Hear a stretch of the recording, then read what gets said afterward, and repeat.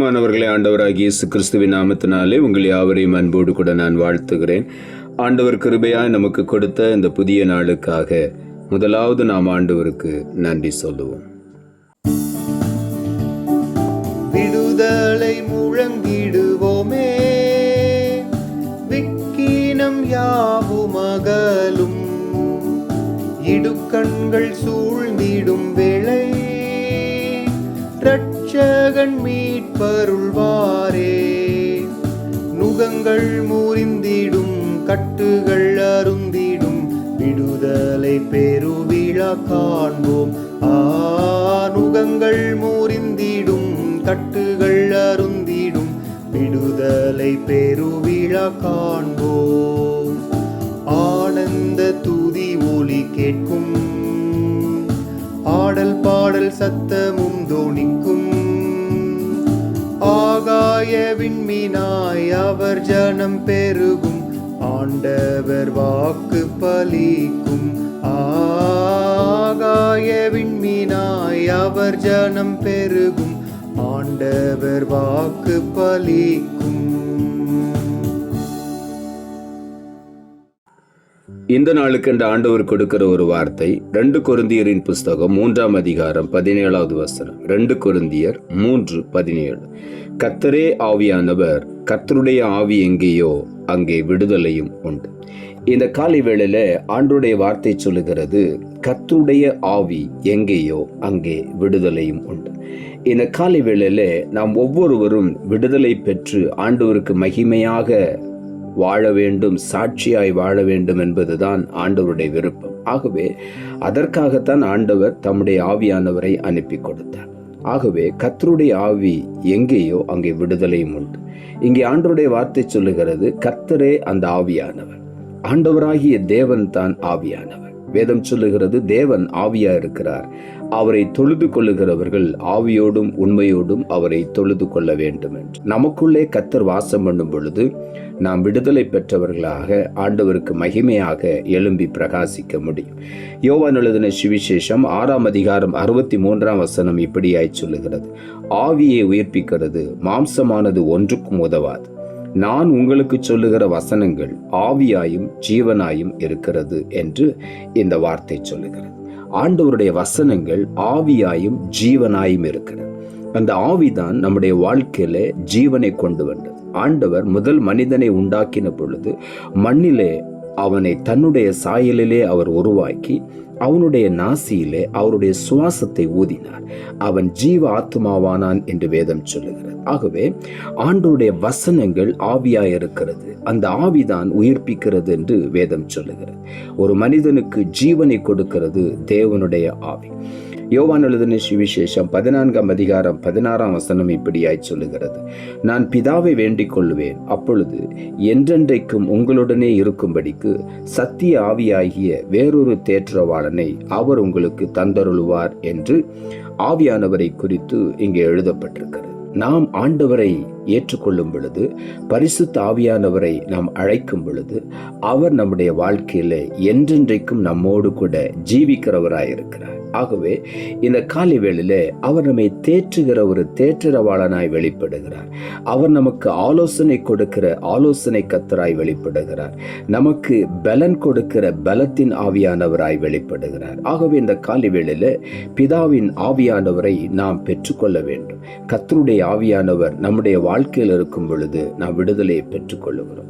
அந்த ஆவியானவரை எப்படி பெற்றுக்கொள்ளுகிறோம் என்று சொன்னால், வேதம் சொல்லுகிறது, அவருடைய வசனங்கள் ஒவ்வொன்றும் ஆவியாயும் ஜீவனாயும் இருக்கிறது. வேத வசனங்கள் தான் நம்முடைய வாழ்க்கையிலே ஆவியானவரை நம்மோடு கூட வைத்துக் கொள்வதற்கு மிகவும் உறுதுணையாக இருக்கிறது. காரணம், கர்த்தரே அந்த ஆவியானவர், அவருடைய வார்த்தை தான் ஆவியாயும் ஜீவனாயும் இருக்கிறது. ஆகவே தான் வேதம் சொல்லுகிறது, ஆதியிலே வார்த்தை இருந்தது, அந்த வார்த்தை தேவனோடு இருந்தது, அந்த வார்த்தை தேவனாய் இருந்தது, அந்த வார்த்தை மாமிசமாகி கிருபையும் சத்தியமும் நிறைந்தவராய் நமக்குள்ளே வாசம் பண்ணினார் என்று எழுதப்பட்டிருக்கிறது. ஆகவே அந்த வார்த்தை வேத வசனத்துக்கு எவ்வளவு முக்கியத்துவம் கொடுக்கிறோமோ ஒவ்வொரு வார்த்தைக்குள்ளும் ஜீவன் இருக்கிறது. அவருடைய வார்த்தை ஆவியாயும் ஜீவனாயும் இருக்கிறது. அந்த வார்த்தை நம்முடைய வாழ்க்கைக்குள் போகும் பொழுது, அந்த வார்த்தையை நாம் தியானிக்கும் பொழுது, அந்த வார்த்தையை நாம் படிக்கும் பொழுது, அதை நாம் வாசிக்கும் பொழுது, அதை தியானிக்கும் பொழுது அதற்குள்ளிருந்து ஜீவன் நமக்கு வெளிப்படுகிறது. ஆகவே இந்த காலை வேளையில அந்த வார்த்தை தான் நம்முடைய வாழ்க்கையில் விடுதலையை கொண்டு வருகிறது. சங்கீதம் 107:20 அப்படித்தான் சொல்லுகிறது. கர்த்தர் தம்முடைய வசனத்தை அனுப்பி அவர்களை விடுவிக்கிறார், குணமாக்குகிறார். ஆகவே அவருடைய வார்த்தைக்குள் விடுதலை இருக்கிறது. எவ்வளவு பிரச்சனையா இருந்தாலும் அந்த வார்த்தையை நாம் வாசிக்கும் பொழுது, அந்த வார்த்தையை விசுவாசித்து ஏற்றுக்கொள்ளும் பொழுது தேவனுடைய வார்த்தை, வேத வசனங்கள் ஒவ்வொன்றும் நம்முடைய வாழ்க்கையிலே ஒரு விடுதலையை கொண்டு வருகிறது. 2 நாளாகம புஸ்தகம் 20:15 சொல்லுகிறது, சகல யூதா கோத்திரரே, எருசலேமின் குடிகளே, ராஜாவாகி யோசபாத்தே கேளுங்கள். நீங்கள் அந்த ஏராளமான கூட்டத்திற்கு பயப்படாமலும் கலங்காமலும் இருங்கள் என்று கர்த்தர் உங்களுக்கு சொல்லுகிறார். இந்த யுத்தம் உங்களுடையதல்ல, தேவனுடையது. இந்த சம்பவம் 2 நாளாகம புஸ்தகம் 20 எழுதப்பட்டிருக்கிறது. யோசபாத் ராஜாவுக்கு விரோதமாக பெரிய ஜனக்கூட்டம் எழும்பி வந்தார்கள் யுத்தத்திற்காக. முதல் யோசபாத் ராஜா பயந்து போனார். அதன் பிறகு அவர்கள் எல்லாரும் சேர்ந்து ஆலயத்துக்கு ஒன்றாக சேர்ந்து ஆண்டவருடைய சமூகத்தை தேடி வந்தார்கள். அப்பொழுது தான் அங்கிருக்கிற ஒரு லேவியன் மேலே பரிசுத்த ஆவியானவர் இறங்கினார். அவனுடைய பெயர் யகாசியல். அந்த யகாசியல் மேல பரிசுத்த ஆவியானவர் இறங்கி வந்தவுடனே அவன் சொன்ன வார்த்தை தான் இந்த வார்த்தை. அவனுக்குள்ளிருந்து ஆவியானவர் பேச ஆரம்பித்தார். அந்த வார்த்தைக்குள் ஜீவன் இருந்தது. அந்த வார்த்தை இப்படியாய் சொன்னது, நீங்கள் அந்த ஏராளமான கூட்டத்திற்கு பயப்படாமலும் கலங்காமலும் இருங்கள் என்று கர்த்தர் உங்களுக்கு சொல்லுகிறார். இந்த யுத்தம் உங்களுடையதல்ல, தேவனுடையது என்று ஆவியானவர் அந்த யகாசியல் மூலமாக பேசினார். அந்த வார்த்தை வந்தவுடனே அந்த வார்த்தைக்குள் இருக்கிற ஜீவன் யோசபாத் ராஜாவை பலப்படுத்தினது. அவனோடு சேர்ந்த இஸ்ரவேல் ஜனங்கள், யூதா கோத்திரத்தார் எல்லாரையும் அந்த வார்த்தை பலப்படுத்தினது. அந்த வார்த்தையை பிடித்து கொண்டார்கள். இந்த யுத்தம் உங்களுடையதல்ல, தேவனுடையது. இந்த காலை வேளையிலும் பலவிதமான போராட்டங்களோடு கூட, பலவிதமான நெருக்கத்தில் எப்படி இந்த பிரச்சனையை எதிர்த்து போராடி மேற்கொள்வது என்று சொல்லி ஒருவேளை நீங்கள் பல காரியங்களை சிந்தித்துக் கொண்டிருக்கலாம். வேத வசனத்தை பிடித்து கொள்ளுங்கள். வார்த்தை சொல்லுகிறது இந்த காலை வேளையில, இந்த யுத்தம் உங்களுடையதல்ல, இது தேவனுடையது. கர்த்தர் உங்களுக்காக யுத்தம் பண்ணுவார் என்று சொல்லி யகாசியல் மூலமாக வார்த்தை வந்தது. ஆவியானவர் கொடுத்த அந்த வார்த்தையை பிடித்து கொண்டார்கள். அந்த வார்த்தைக்குள் ஜீவன் இருந்தது.